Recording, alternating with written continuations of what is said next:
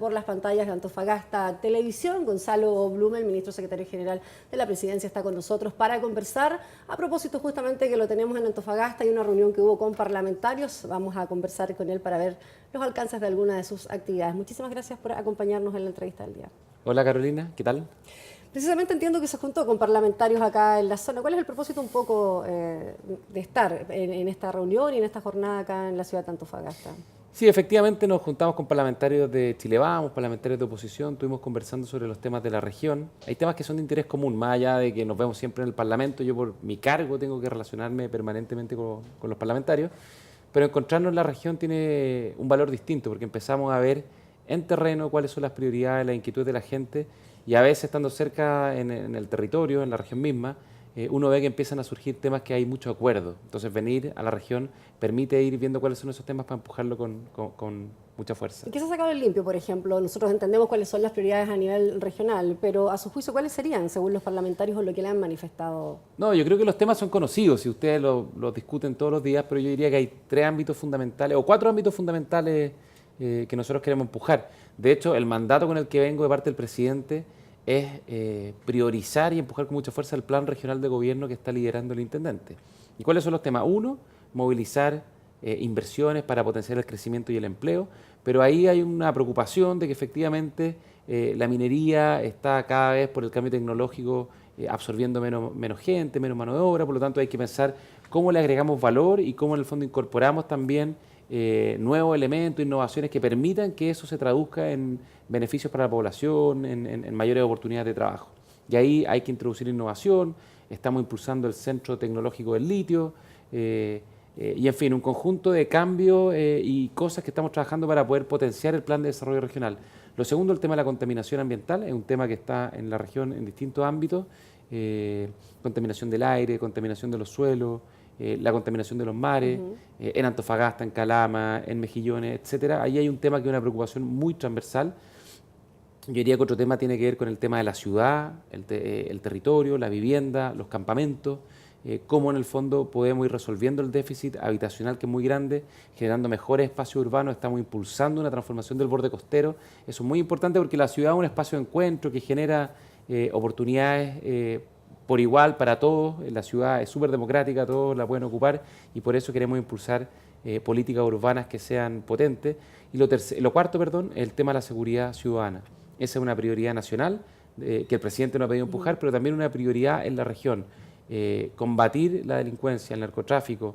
Estamos reforzando el plan Frontera Norte Segura, estamos modernizando las policías y ver que eso acá en Antofagasta de la región tenga una buena bajada también es un tema que es muy prioritario. ¿Cómo está justamente el avance respecto de los temas de contaminación? Cada semana la región de Antofagasta y en sus distintas comunas hay episodios referentes a temas ambientales, ya sea en el mar, por contaminación. Poco logra avanzar ese proyecto para muchos que ha sido de larga espera. ¿Cuál es la relación justamente desde la comisión en que se están trabajando estos temas, ministro? ¿Y cuánto uno podría esperar en el corto plazo también decisiones de otro carácter? En temas migratorios, una decisión administrativa cambió y aceleró para muchos ciertos aspectos que obviamente el Congreso, cuando se discuta en profundidad, o ya se está discutiendo, ¿cierto?, la ley de migración, va a arrojar resultados. Pero hay otros temas que en decisiones administrativas también se ha visto una carencia por parte del actual gobierno. Sí, a veces nos pasa que nosotros pensamos que todo se soluciona con leyes. Y a veces no es hacer más leyes, es hacer la pega con las herramientas que tenemos, lo que se llaman las herramientas de normativa o administrativa. Tú mencionaste un caso muy correcto, el de la migración. Hoy día estamos discutiendo una nueva ley de migración, pero en el intertanto el presidente mandató un conjunto de decisiones que han venido a ordenar el proceso migratorio para que tengamos una migración ordenada, regular y segura. Y eso está funcionando bien. Obviamente no está todo resuelto, pero se está encaminando de buena manera. En el tema ambiental pasa un poco lo mismo, porque hoy día en el Congreso estamos discutiendo una ley para modernizar el sistema de evaluación de impacto ambiental que busca, por una parte, evitar que se traben los proyectos de inversión y que no se puedan materializar, porque necesitamos inversiones para generar empleo, pero sí asegurar 2 cosas: una mejor protección del medio ambiente y participación de la gente en la toma de decisiones. Y de hecho estamos introduciendo participación ciudadana anticipada. Ese proyecto está en la Comisión de Medio Ambiente y se toma su tiempo. Y eso nos va a tomar este año, parte del próximo año, antes de que se materialice. Por lo tanto, lo que conversamos con el intendente, lo que le pedimos, es que sea muy estricto, en todo lo que son las fiscalizaciones. Hoy día tenemos instituciones como, por ejemplo, la Superintendencia de Medio Ambiente. Estuvimos conversando con la Seremi de Medio Ambiente, que ha estado muy activa a propósito de este grave episodio de derrame, que se instruyan los sumarios, que se revisen los planes de inversión, porque las normas están para cumplirse. Tenemos la Superintendencia, tenemos tribunales ambientales, y en ese sentido lo que conversamos con el equipo del gobierno regional es que sean muy, muy exigentes, porque ese es el mandato que tenemos de parte del presidente. Más allá de la normativa existen también liderazgos del que han sido objeto también de críticas a algunas autoridades locales precisamente en esa materia. ¿Cómo también se les pide desde el nivel central a las autoridades locales ejercer ciertos liderazgos en materias de contaminación? Una cosa es la fiscalización y otra, con prontitud, responder a algunos episodios que tampoco se ha dado en algunos minutos. Bueno, ahí yo creo que un poco el ejemplo es el que el mismo presidente ha impulsado los distintos temas, como el tema de la infancia y el Sename, o el tema de la Araucanía, o el tema migratorio, donde con sentido de urgencia se asumen los desafíos, las urgencias sociales que están pendientes, sin perder ningún momento. Estos son gobiernos cortos que tienen 4 años, no hay mucho tiempo para la instalación, hay que echarle para adelante con mucha fuerza desde el comienzo. Por lo tanto, exigirle lo mismo al equipo, a los equipos regionales, a los equipos que tienen cargos de responsabilidad acá, a todos los Seremi. El intendente tiene un tremendo liderazgo y está empujando con mucha fuerza a su equipo, que en ese sentido no se puede tolerar episodios que son graves, y la normativa entrega herramientas. Insisto, la Superintendencia de Medio Ambiente es la institución que tiene que fiscalizar. Hay que exigirle a la Superintendencia que haga su trabajo de buena manera. Y así con todas las instancias que tenemos en distintos ámbitos, en los equipos regionales, en los gobiernos regionales y en los servicios regionales. Volvamos al tema legislativo, ministro. De alguna manera ha sido también muy criticado la instalación de este gobierno y la relación que recae además en su persona, el hecho de poder sacar adelante y conseguir muchos proyectos que el gobierno ha dado prioridad. Hoy día el tema de Aula Segura, por ejemplo, uno de los revés, y que muchos están pendientes de lo que pueda ocurrir, y así para atrás hay quienes enumeran varios gallitos que se han perdido en términos políticos de cómo impulsar estos gobiernos, o sea, impulsar los proyectos de gobierno. En Aula Segura, ¿cuál es el mensaje que hoy día usted entrega respecto de cómo se puede avanzar en esa línea y de otros proyectos que son también prioritarios y que al parecer no se ha logrado por el gobierno, ¿cierto?, instalar finalmente la línea que ustedes quisieran? No, lo primero, yo discrepo de lo que tú has planteado como una afirmación, porque en esto ya van 7 meses de gobierno, la agenda legislativa ha avanzado y ha avanzado bien. En muchas materias tenemos nuevas leyes, bueno, tenemos ejemplos como por ejemplo la ley de identidad de género, el mismo salario mínimo que costó, bueno, se logró un acuerdo, el nuevo Ministerio de Ciencia, hay un conjunto de iniciativas. Hace 2 semanas aprobamos la ley de banco, que es la reforma al sistema bancario más grande de las últimas 3 décadas. Varios proyectos ya están avanzando. De los proyectos fundamentales, hoy día estamos discutiendo Sala Común Universal, que está avanzando bien, que estamos discutiendo el proyecto de modernización tributaria, que es fundamental para que Chile vuelva a crecer, para que aumente la inversión, para que aumente el empleo. Estamos discutiendo todo lo que es la agenda de modernización del Estado. Ayer o anteayer se aprobó la idea de legislar de la ley de integridad pública. Entonces los proyectos están avanzando bien.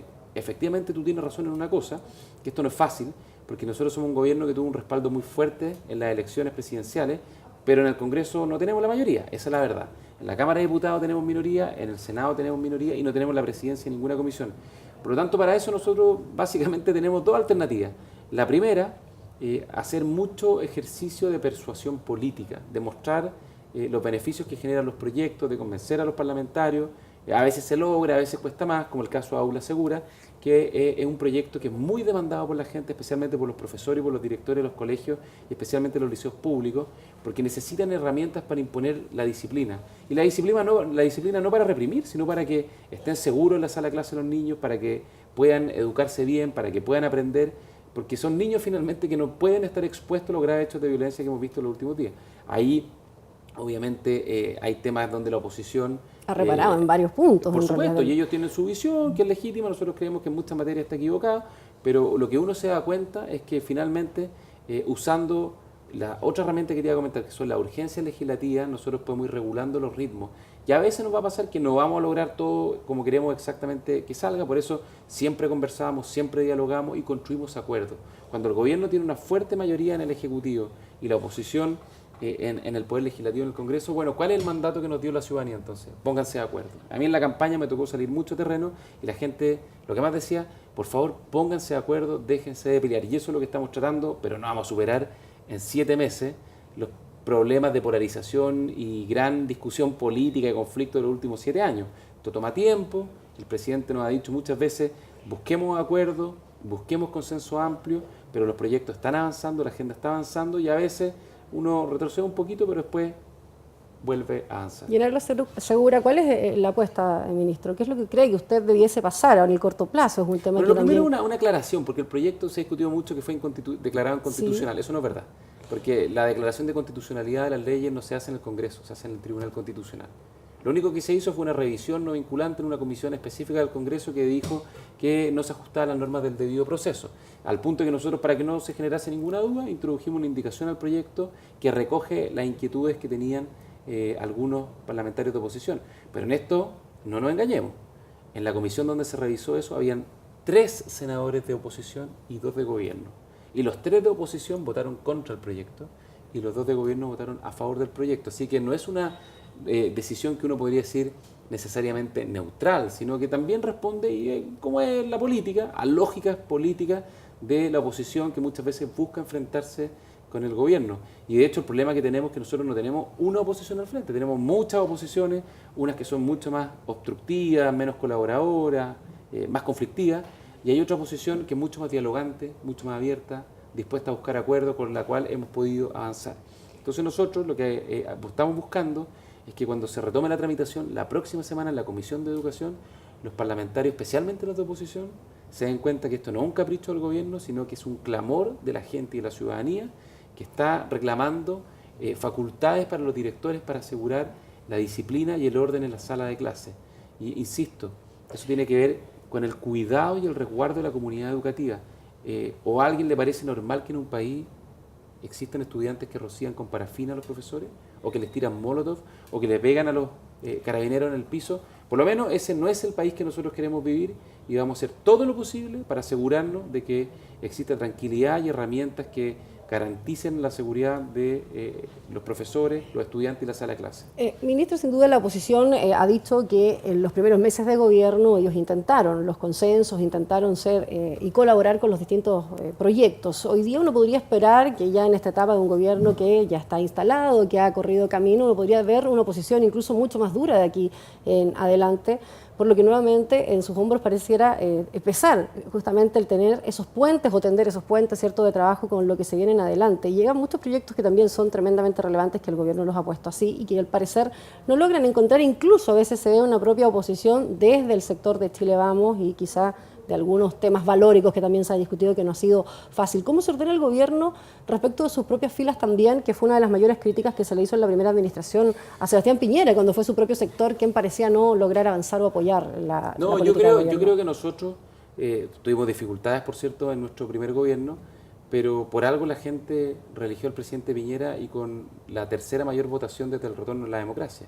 casi 4 millones de votos, 55% de respaldo, porque la gente se dio cuenta que el país avanzó y progresó mucho, y la gente finalmente lo que hace es comparar. Si todas las personas sabemos que no existen los gobiernos perfectos, todos enfrentan dificultades, algunas naturales, los terremotos, los tsunamis, otras más bien políticas, las marchas, las movilizaciones o la oposición. No estamos solos, esto es un partido de fútbol donde uno tiene al frente un adversario que le quiere ganar el partido. Pero por algo en el fondo la gente hizo el contraste y dijo, bueno, que vuelva el gobierno del presidente Piñera, porque fue un gobierno donde se logró avanzar, donde el país creció, donde se logró concretar la reconstrucción, hubo proyectos importantes como por ejemplo la extensión del postnatal a 6 meses, pero hoy día la mirada es distinta. Hoy día para nosotros el tema es el futuro, no es el pasado. ¿Y cómo contribuye eso cuando se le compara al propio presidente Piñera, por dichos que él tiene, cierto, respaldando al candidato brasileño Bolsonaro, y que se dice que prácticamente serían... Carolina, seamos precisos, el presidente Piñera nunca ha respaldado al candidato Bolsonaro. Eso no es así. Bueno, o su intención económica o modelo económico. Eso no es así, es que eso es un problema cuando vemos las cosas en blanco y negro. Está el presidente Piñera en un foro económico en el extranjero y le preguntan por las políticas económicas y él dice, bueno, efectivamente hay algunas políticas que son aceptadas, no obstante las muchas diferencias que podemos tener en otras materias, como en materia de derechos humanos, en materia de derechos de las mujeres, o por ejemplo en todo lo que tiene que ver con las minorías sexuales, donde el candidato brasileño sin duda ha dicho cosas que son absolutamente inaceptables. Pero eso no obsta que uno puede decir, bueno, en alguna materia puede tener algún elemento razonable. Entonces, hay quienes lo compararon como cuando algunos avalaban, ¿cierto?, la dictadura de Pinochet, avalando un modelo económico cuando se cometían... Es que no tiene nada... Han sido dichos de algunos parlamentarios, claro, incluso. Pero es que hay mucho oportunismo en eso, porque eso no tiene nada que ver. Pues si uno es una dictadura y lo otro es una elección democrática, te puede gustar o no te puede gustar el candidato, pero eso no obsta que uno pueda tener un análisis matizado respecto a lo que se está planteando. Esa forma de entender la realidad como de blanco y negro, yo creo que es algo que se ha venido instalando en la discusión pública en los últimos años y que creo que ha perjudicado el debate y lo ha empobrecido. porque caemos en esos estereotipos, en esos eslóganes y muchas veces los repetimos sin ser muchas veces realidad. Pero volviendo al punto principal, nosotros estamos en una etapa hoy día como gobierno donde pasamos la instalación, como tú lo dijiste muy bien, donde nos enfocamos en lo que nosotros llamamos las urgencias sociales, el tema migratorio, el tema de la infancia y el Sename, o el tema de la grave crisis de las policías y todo lo que fue la reestructuración de Carabineros. Y hoy día estamos en la etapa de las reformas fundamentales, que son muchas reformas, pero nosotros podríamos mencionar 5 que son las más importantes que nosotros vamos a enviar al Congreso en este cierre del año, en este segundo semestre o fin de año. Ya enviamos una, que es el proyecto de modernización tributaria que se está discutiendo en la Cámara de Diputados, que es muy importante para recuperar nuestra economía y volver a crecer. Se está discutiendo, vamos a tener que generar acuerdos. Y de hecho, al comienzo hubo una recepción de la oposición bastante distante, pero ya varios se han abierto a la idea de legislar y entienden que tenemos un mandato democrático que cumplir y nosotros entendemos que ellos tienen puntos de vista distintos y tenemos que llegar a acuerdos. Pero además hay otros proyectos que son muy importantes. Por ejemplo, en octubre o comienzos de noviembre, nosotros queremos ingresar ahora en las próximas semanas al Congreso el proyecto de reforma a las pensiones, para subir las pensiones básicas, para crear una nueva pensión para las mujeres, para la clase media, también incrementar la tasa de cotización que los empleadores le pagan a sus trabajadores, hoy día 10%, la queremos subir al 14%. Entonces, ahora viene el proyecto de pensiones. Después viene, en próximos meses, de aquí a fin de año, la reforma a la salud, en particular FONASA, donde se atiende el 80% de los chilenos, pero también la ISAPRE.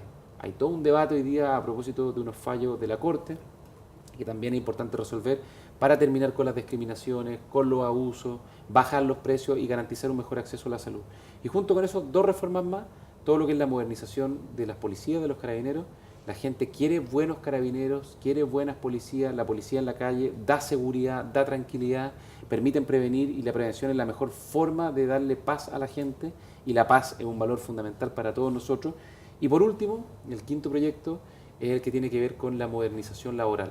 El mundo está enfrentando un cambio tecnológico muy acelerado, se están sustituyendo y automatizando los trabajos y adicionalmente la reforma que aprobamos hace algunos años atrás quedó con muchos problemas, entonces tenemos que hacer una reforma, una modernización laboral que resuelva los problemas que quedaron pendientes, pero que también mire los cambios del mercado laboral hacia el futuro.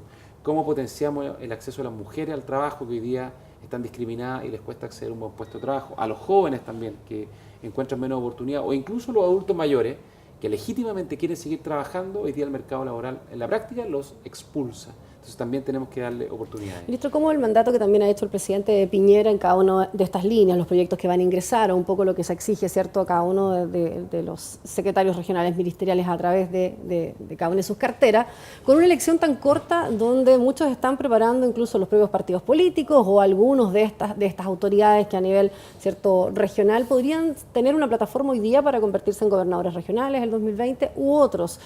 ¿Cómo se combina? Porque pareciera ser que en algunas regiones, y esta también la oposición lo ha dicho, hay muchas autoridades que estarían en campaña en vías de. ¿Cómo se combinan esos dos mandatos hoy día? El hacer la pega y muchas veces mantenerse en campaña. Nosotros hoy día tenemos un solo mandato y eso es lo que le transmitimos al intendente, a su equipo y a todo el gobierno regional, hacer un buen gobierno.